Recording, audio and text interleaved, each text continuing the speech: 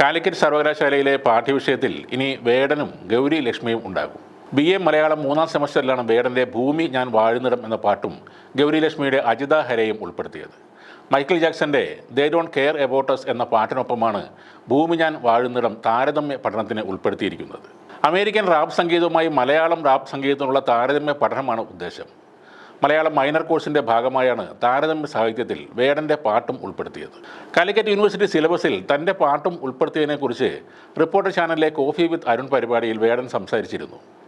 വിദ്യാർത്ഥികൾ നമ്മെക്കുറിച്ച് പഠിക്കുന്നതിൽ സന്തോഷമുണ്ടെന്ന് പറഞ്ഞ വേടൻ തനിക്ക് പഠനം തുടരാൻ പറ്റാതിരുന്ന ജീവിത സാഹചര്യങ്ങളെക്കുറിച്ചും സംസാരിച്ചിരുന്നു. പണ്ട് ഞാൻ എൻ്റെ കൂട്ടുകാരോട് പറഞ്ഞിട്ടുണ്ട്, നിങ്ങൾ നോക്കിക്കോളൂ, ഞാൻ മരിച്ചു കഴിഞ്ഞിട്ടാണെങ്കിലും ഒരു ദിവസം എന്നെക്കുറിച്ച് 10ാം ക്ലാസ്സിലെങ്കിലും പഠിപ്പിക്കുമെന്ന്. ഞാൻ വെറുതെ തമാശക്ക് പറഞ്ഞതാണ്. നമ്മളെക്കുറിച്ച് വിദ്യാർത്ഥികൾ പഠിക്കുക എന്നതിൽ വളരെ സന്തോഷമുണ്ട്.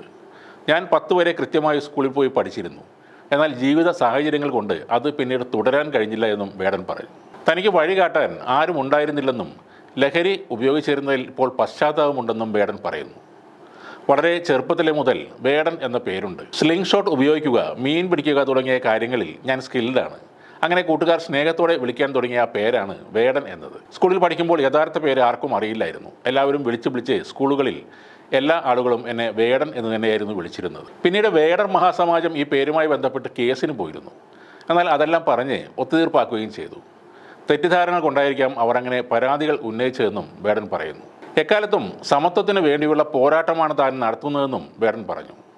നമ്മൾ നടത്തുന്നത് വ്യക്തികൾക്കെതിരായ പോരാട്ടമല്ല, സംഘടിതമായി നിലനിൽക്കുന്ന ചാതുർവർണ്ണത്തിന് എതിരായി സമത്വത്തിന് വേണ്ടിയുള്ള പോരാട്ടമാണ്. ഞാൻ സമത്വവാദിയാണ് എന്ന് വിശ്വസിക്കുന്ന ആളാണ്. ഞാൻ വേദികളിൽ കയറി തെറി വിളിക്കുന്നു, പാട്ടിലൂടെ തെറി വിളിക്കുന്നു എന്ന് പറയുന്നവരുണ്ട്. എന്നാൽ ഒരു വ്യക്തിയല്ല ഞാൻ തെറി വിളിക്കുന്നത്, അത് ഒരു സിസ്റ്റത്തെയാണ്. ആ സിസ്റ്റം ഏറെ കാലങ്ങളായി ബഹുഭൂരിപക്ഷം വരുന്ന ജനങ്ങളെ ചാതുർവർണ്ണത്തിൻ്റെ പേരിൽ ജാതീയമായി, വിദ്യാഭ്യാസപരമായി, സാമൂഹികപരമായി അടിച്ചു താഴ്ത്തിക്കൊണ്ടിരിക്കുകയാണ്.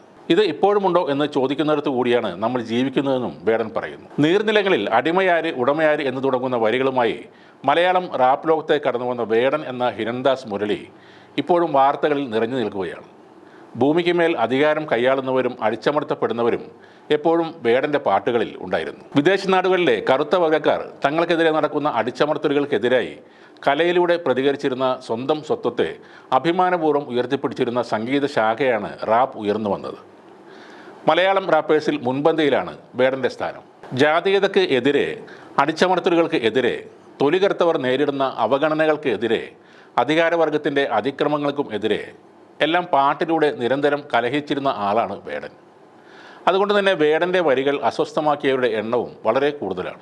വേടൻ ലഹരി ഉപയോഗിക്കുന്നത് നിർത്തണം എന്നല്ല, വേടനെ തന്നെ നിർത്തലാക്കണം എന്നതാണ് അവർ ഉന്നയിക്കുന്ന ആവശ്യം. പൊതുരംഗത്തുള്ള എല്ലാവരെയും പോലെ വേടനും വിമർശനത്തിന് അതീതനല്ല. പക്ഷേ അതിലും മേലെയായി ക്രൂരമായ അധിക്ഷേപത്തിനാണ് വേടൻ ഇരയാകുന്നത്. വേടൻ്റെ പാട്ട് ഒരു ജനതയുടെ ശബ്ദവും രാഷ്ട്രീയവുമാണ്. ആ റാപ്പുകൾ കൂടുതൽ ആഴത്തിൽ പഠിക്കേണ്ട വിഷയങ്ങൾ തന്നെയാണ്. യൂണിവേഴ്സിറ്റിയുടെ ഇപ്പോഴത്തെ നീക്കം അഭിനന്ദനാർഹമാണ്. അത് വലിയൊരു സാമൂഹിക മാറ്റത്തിൻ്റെ സൂചന കൂടിയാണ്.